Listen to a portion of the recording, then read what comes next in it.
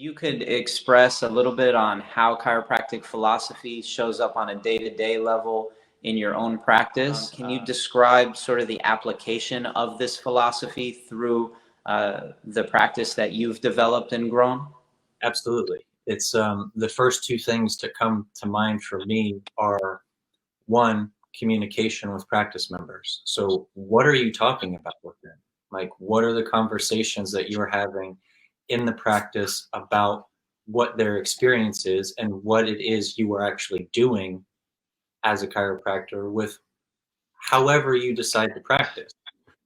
It can look 100 different ways. If the principle is sound, then you're practicing chiropractic as far as I'm concerned. So what that looks like for me is having conversations with people about their bodies. I talk about the form and the anatomy and the physiology and why these things are showing up for them in the ways that they are based on the clinical interpretation that I'm seeing with the things that I look at, what they're describing to me, how they're describing it, and really offering a perspective to people that kind of stretches the boundaries a little bit with maybe how they've been feeling what they've been feeling. So at no point in time is it about telling somebody that they're wrong or they shouldn't be feeling this or that, you know, this doesn't make any sense, because they're the expert of their own body. And it's really your job, again, in my opinion, to help them get a deeper understanding about how their own body works and ways that they can continue to support and expand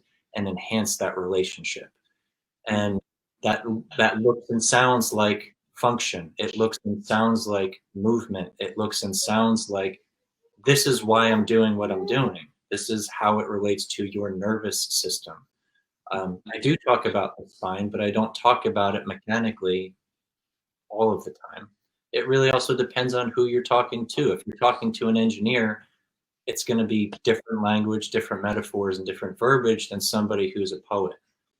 So having that kind of fluency with understanding what you're doing and where you're coming from is really important.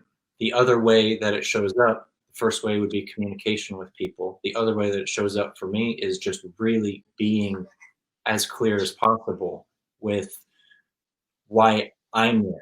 Why am I showing up? Where am I coming from on this particular day? And ultimately, it has to be coming from a place of service, because that is the essence of what you are offering to people. If you're coming at it from kind of a restorative, mechanistic point of view, like this person has a problem and I need to fix it, or this person is broken, or this person has a diagnosis that needs treatment. I'm not saying that those things are incorrect or wrong. I'm saying they are inherently narrow-minded. And I think that chiropractic offers something that includes that, but goes well beyond it. And if it doesn't, then that's a limiting perspective and a limiting belief. And ultimately, it's going to affect the type of results that you get with the work that you're doing.